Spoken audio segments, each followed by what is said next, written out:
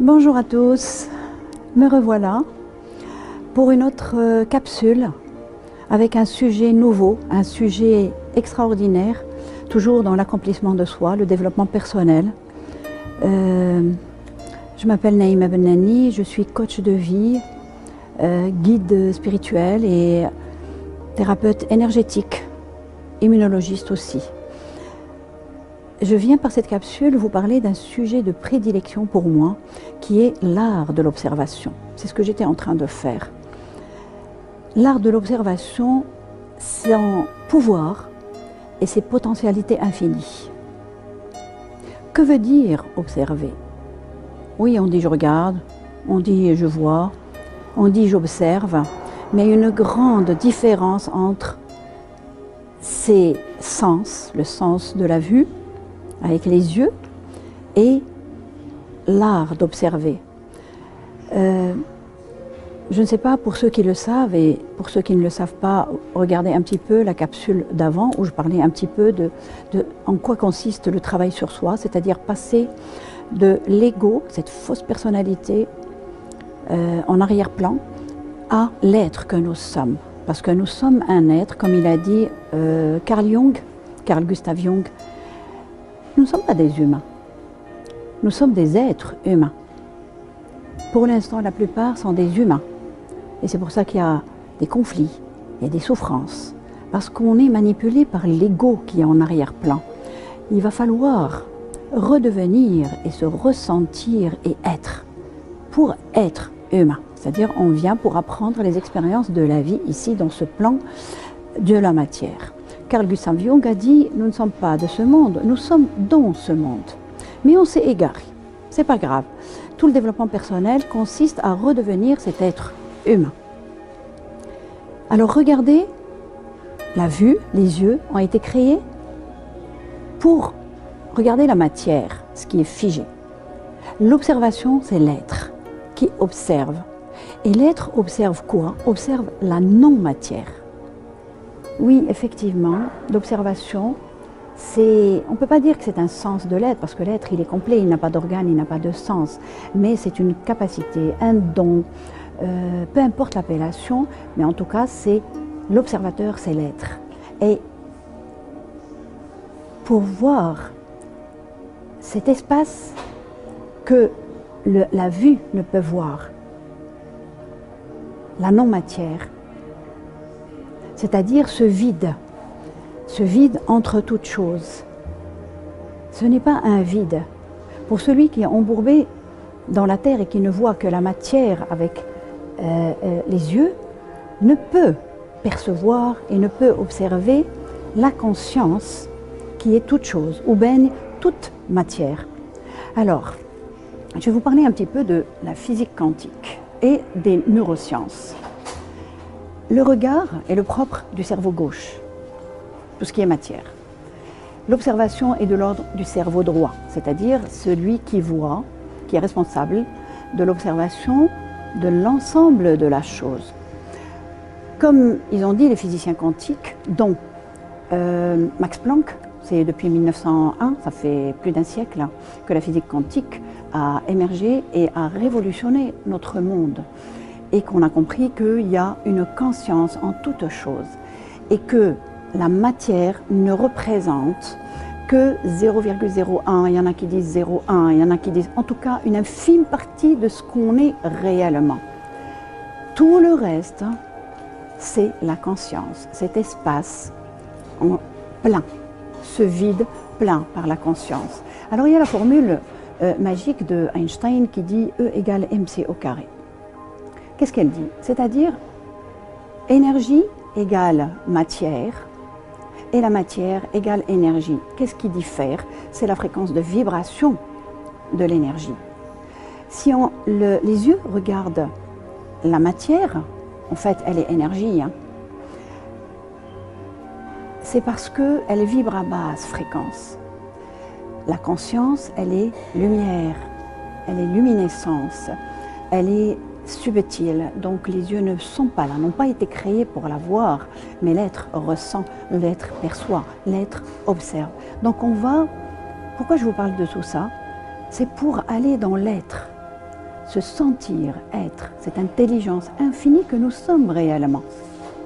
Sortir de l'ego et cette fausse personnalité pour aller vers l'être. C'est tout un art.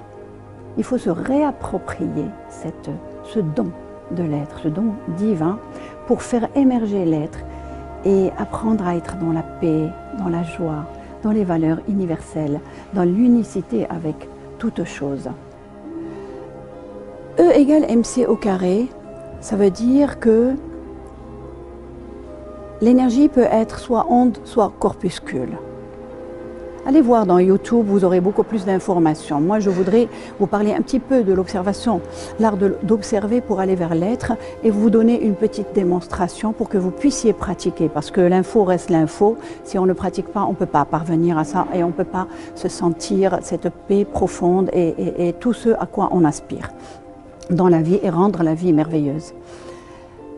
Selon l'observateur, et non pas le regard, selon l'observateur, l'énergie, elle va se comporter en onde, donc particules, matière, ou en corpuscule. En fait, elle est et onde et corpuscule, c'est-à-dire l'onde, c'est des vibrations. Nous sommes vibrations subtiles et nous devons, pas nous devons, personne ne doit, mais si vous voulez la paix et le bonheur et la joie éternelle et gagner sur le plan ici terrestre et même ailleurs, ben, on se doit d'aller, moi je me dis ça, on se doit d'aller vers cet être. Il n'y a qu'ici, dans l'être, que nous pouvons nous sentir cette intelligence et cette êtreté et ce bonheur. Selon l'observateur, ce regard observateur, c'est-à-dire il y a le regard qui voit la matière sur Terre et il y a l'observateur, donc le cerveau gauche, va donner, voilà pourquoi nous sommes créés, va donner l'information, réfléchir la réalité physique et non pas réflexion, analyse, réfléchir en tant que miroir au cerveau droit pour qu'il y ait synchronisation. Et à ce moment-là, on passe à l'être parce que c'est l'être qui est l'intelligence suprême et qui va apporter la solution à cette soi-disant problématique qu'on connaît la vie ou alors créer pour innover. Et tant qu'il n'y a pas cette synchronicité et qu'on ne fait pas appel entre le cerveau gauche et cerveau droit, eh ben on reste dans la matière et on reste dans les conflits, on reste dans les souffrances. Et le fait de se réapproprier l'observation de toute chose et de cette non-matière, c'est elle qui va nous amener à synchroniser et à utiliser le cerveau droit.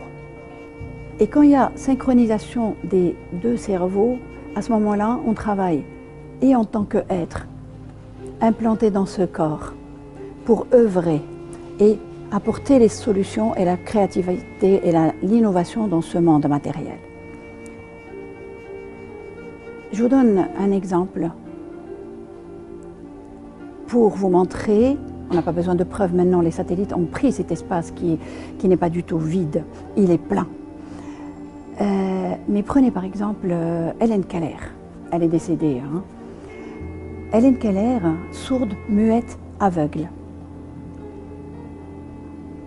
Ça ne l'a pas empêchée d'être conférencière, d'être enseignante, professeure universitaire, écrivain. Elle fait plein de choses, elle faisait plein de choses et elle a fait le théâtre. J'ai lu son bouquin, sa biographie, quand j'avais 14-15 ans. J'ai été subjuguée par ce personnage et j'ai vu sa première pièce théâtrale. Et je me posais la question, mais comment fait cet être humain, enfin j'appelais ça être humain, mais en fait, oui, elle était être humain. Elle était dans l'être-té. Elle était dans cette intelligence qui lui permet d'observer, d'entendre et non pas écouter et d'aller vers ce champ des possibles, comme l'appellent les physiciens quantiques, ce champ des possibles, cet espace plein que nous sommes, où nous sommes tous unis, et dépasser les limites de la matière, c'est-à-dire aller vers l'impossible, vers la créativité, vers ce qu'elle veut être. Vous imaginez? Alors il y a un autre cas aussi pour vous montrer que c'est cette intelligence que nous sommes. Amadeus Wolfgang Mozart. Il a fait les plus belles symphonies après qu'il soit devenu sourd. On peut écouter avec l'oreille, le sens, lui, le sens du corps physique, mais on entend. avec l'être. Et il a entendu de ce champ des possibles, des symphonies qu'il a communiquées à l'humanité entière, et on les écoute maintenant et on vibre avec. Quand on dit vibre, c'est l'être qui vibre. Voilà, donc je pense que, j'espère que j'ai passé le message, et que maintenant on va passer à une petite démonstration pour vous montrer comment aller observer pour aller se réapproprier notre essence divine et embellir notre vie et la vie de l'humanité. L'observation commence par quoi? Par des objets, matières non familiers. Pourquoi? Parce que l'objectif, c'est faire taire le mental et habiter le corps et habiter dans ce corps en tant qu'être. Donc, si on prend un objet déjà connu avec qui on a eu des interactions et des souvenirs, on va solliciter le mental. Et dès qu'on est dans le mental, on risque d'aller vers l'ego. Alors que nous, on veut observer pour aller vers l'être. Donc, on va prendre un objet familier. Par exemple, je vous indique, on va prendre cet objet-là. Faites avec moi un petit exercice d'observation rapide. Regardez, on utilise le cerveau gauche et le cerveau droit, donc le regard et l'observation. Regardez cet objet, regardez les limites, la matière, regardez le cercle en haut. Et maintenant, je vais vous demander d'observer, d'imaginer qu'il y a cette onde tout autour, cette conscience tout autour. Et à l'intérieur, dans ce vide à l'intérieur, vous pouvez même vous amuser à fermer les yeux. Vous avez l'objet, vous pouvez l'observer, l'image elle est dedans. Et imaginez la conscience, l'onde autour. Et respirez.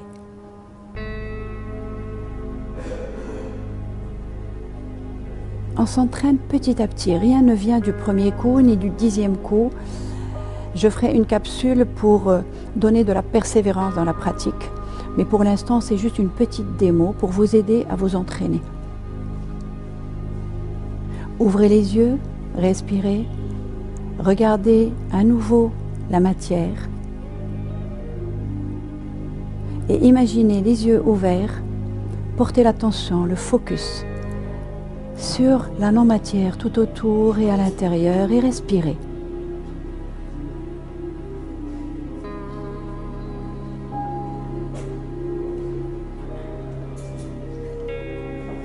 Voilà, une petite démo. On peut passer après à un objet autre. Ne passez pas à un objet familier tant que vous n'avez pas ressenti un état de présence, un calme, de la paix, parce que c'est ça l'être. Ensuite, on passe à un objet familier, où il y a une histoire. Mais quand vous avez pris l'habitude, vous avez entré ce programme dans le cerveau que je peux observer quelque chose et la regarder sans que le mental s'y mêle. Bien sûr, il y a des images qui vont venir, des souvenirs, mais vous allez revenir à l'observation de ce qu'il y a tout autour de chaque objet. Prenez un stylo, prenez le sac. Ensuite, on va passer par exemple à une plante. C'est vivant. Là, c'est puissant quand on observe. On se sent connecté. Avec l'inspiration, on va remplir cet espace de présence, d'intelligence. Et on se sent connecté avec l'objet ou avec la plante ou avec l'animal. C'est une sensation extraordinaire. Il y en a qui l'appellent « Ouh là là, c'est bizarre comme état d'être ». Non, c'est nouveau. Il n'y a rien de bizarre, on découvre. On est là pour découvrir et apprendre dans la vie. Tout ça va nous amener à quoi? Vous avez compris, bien sûr, mais va nous amener à nous détacher des choses pour mieux les apprécier et les vivre. Va nous amener à, tout en étant dans l'unicité, détaché de ce monde matériel. C'est-à-dire on est être qui expérimentons la vie. Ça va nous détacher de l'expérience qu'on appelle douloureuse.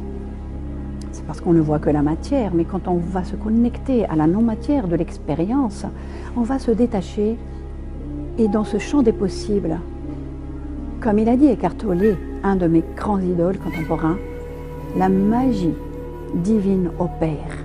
On n'a même pas besoin de réfléchir. Comme on dit, en toute chose existe son contraire. En toute problématique existe sa propre solution ou ses propres solutions. Comme on dit en arabe, في كل طية في كل نقمة نعمة. في طي كل نقمة نعمة. Les solutions sont là abondantes. Juste observer la non-matière, le champ des possibles. Et là émerge l'intelligence, émergent les solutions. Et la vie devient fluide et facile. Et avec ça, on peut après se détacher des émotions. On porte le regard non pas à l'extérieur, mais on va apprendre à retourner l'attention vers les émotions, vers les pensées et à se détacher de tout ce qui n'est pas nous. Le véritable nous, l'être. Là, on développe un charisme et une présence et on a la maîtrise, son maîtrise-force. On apporte les solutions du mieux qu'on peut et on vit dans la légèreté d'être, dans le bonheur et la joie éternelle. Pratiquez. Celui qui ne pratique pas n'a rien. Alors pratiquez avec persévérance jusqu'à y arriver et le persévérant arrive toujours. Merci. Je vous donne rendez-vous la semaine prochaine avec une autre technique pour aller vers l'être et dans l'harmonisation de tous nos systèmes en respect avec des lois de l'univers. Merci, au revoir.